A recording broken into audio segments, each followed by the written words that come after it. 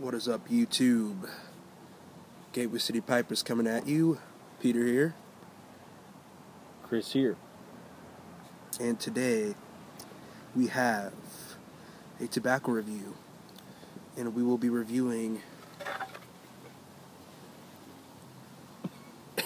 HH Latakia Flake By Baren of Denmark. Yes. Imported by Sutliff. Alright. So how about you read them? What are we smoking it in?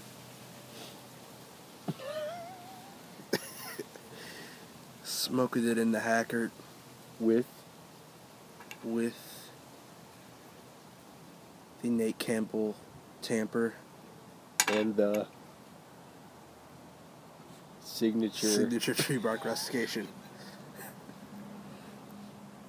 I'm smoking it in my Peterson Kildare Blasted B10 shape. If you don't have a B10 Peterson, go get one. I think I decided I'm gonna start the movement. Even though I know some of you had B10s way before I did, but I mean the 320 Mafia started somehow, right? True. So let's become the B10 bombers, guys. The B10 bombers. We're gonna read you the tin description. The taste is complex, with the smoky taste from the Latakia in the front seat, the subtle sweetness from the Virginias working in the back, and the mellow spiciness from the Orientals popping up from time to time, creating an intimate interplay where all tobaccos play their role in this unique smoking experience. A mellow yet satisfying tobacco with a lot of nice smoky aroma.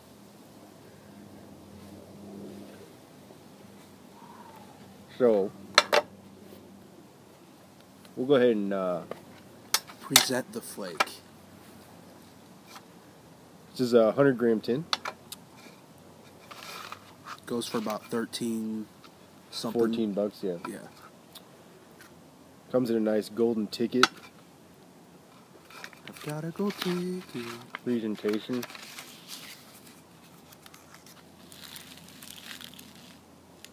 Let me set this down for a minute. So it comes in this really nice flake. If you're familiar with the Baren flakes, it's pretty much the standard cut of the flake. Super dark. I know the lighting's not great, but of course you have your flecks of yellows and tans, which would be your Virginias and your Orientals. What do we have next? So the tin notes / room notes. Upon first smelling, you get your run-of-the-mill, great smoky Latakia smell. I wouldn't even say it's overpowering. It's a pretty mellow smell, but the smokiness is definitely still present. It takes a forefront to any other scent that you would really encounter. And then the room note, or the deck note, the patio note, whatever you want to say, is very smoky, but it's not necessarily unappealing like many English blends are. I would say you could smoke this around people and they would not be too offended or upset.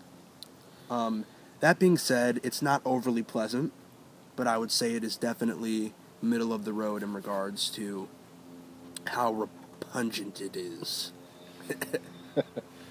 Yeah, I would definitely say that it's, you get that kind of signature campfire smell, but there's a sweetness to the smokiness as well. I think it kind of reminds me of like when you smell like a smoker, like you're barbecuing or something, but you're smoking meat. It's kind of what it smells like to me, which is obviously really alluring and appealing. So it does have a pretty good tin note. Moisture and lightability. Chris, you can speak to this. Yeah, so as is, I guess, fairly standard with McBaren Flakes, it is fairly moist right out of the tin. And I've had this open for a couple months, I guess, and it's still pretty moist, even with not very much left in the tin. I mean, obviously you can attribute that to the seal of the tin, but it is fairly moist,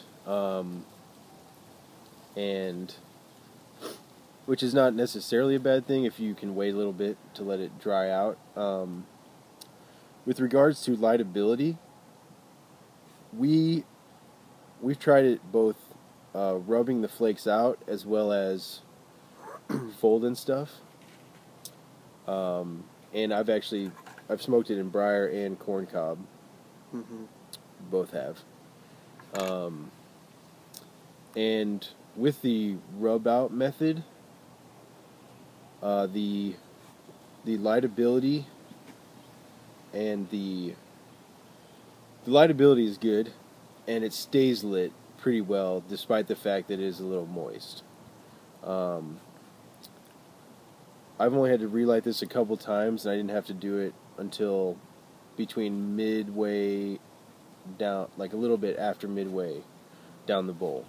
Now with the fold and stuff method, as you might imagine, relights were more prevalent, and it did not stay as well lit.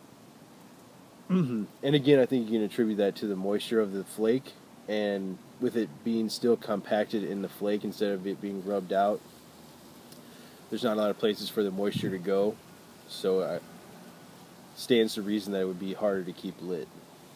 So, And now to the meat of the review.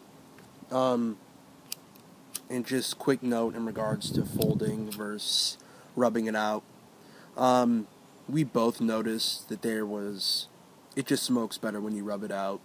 When you fold it, there is a intense loss of flavor in our opinion, and it's still not bad, but definitely we'd recommend rubbing this out. For the bowl progression, we'll just sort of get into this. So in the first half of the bowl, we notice much more smokiness in the Latakia being at the forefront and being prevalent. With that being said, it is a mellow Latakia, sort of something that you would see, that I sort of associate with more Syrian-based Latakias, things like that. And but that smokiness still takes a front seat, while the Virginias and Orientals are still sort of finding their way onto your palate in the first half. And then towards the middle of the bowl, it takes a really interesting turn, something that we both agree on, to where the Orientals and the Latakia are definitely sort of dancing with each other in the bowl, but then on the retrohale, the Virginias are very prevalent, and you get a very nice sweetness, which I enjoy, because it's not too Oriental heavy, but you definitely get a little bit of spice on the back end, which is nice, combined with that smokiness.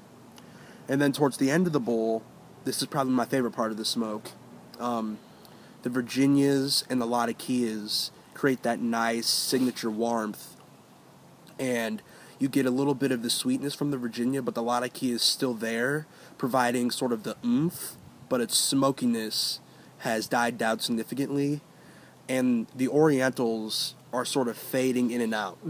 So I'm not nearly getting as much in the middle of the bowl, but on the back end, out of, let's say, every 1 out of 5 puffs, I'll still get that nice spice or sort of X factor, while those Virginias and the Latakia are mixing well. So that's sort of the bowl progression, and Chris sort of had a great analogy to describe this, and I think it is just really fitting of this blend. thank you. So, yeah, so, and it's mainly to characterize the Latakia in the blend, and that is, I was talking to Peter before we did this, and it kind of just reminds me of how you would describe you would describe a person that has someone that has a quiet confidence. They're not overly, they're not outlandish. They're not heavy-handed with how confident they are. It's much more subdued, but you can just see in that person that confidence. And that's kind of how I would describe the Latakia in this blend.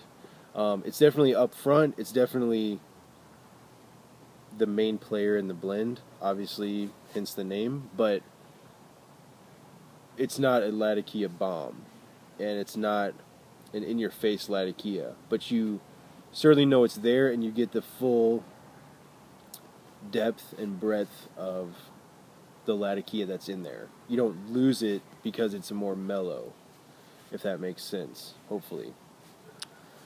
Yep, and there is also, on the retrohale, especially towards the end of the bowl, a very nice, pleasant fruitiness that I'm getting.